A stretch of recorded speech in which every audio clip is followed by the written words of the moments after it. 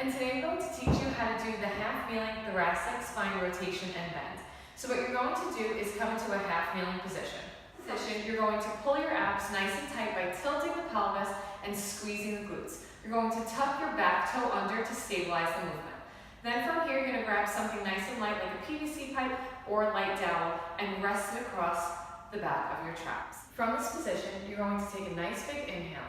And on that exhale, you're going to rotate into the thoracic spine, making sure that your knee isn't moving, so you're moving with the thoracic spine, not your hips. So inhale and exhale.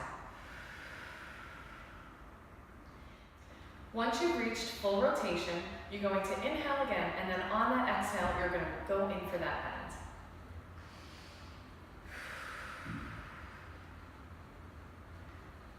And that is your half-kneeling thoracic spine rotation and bend.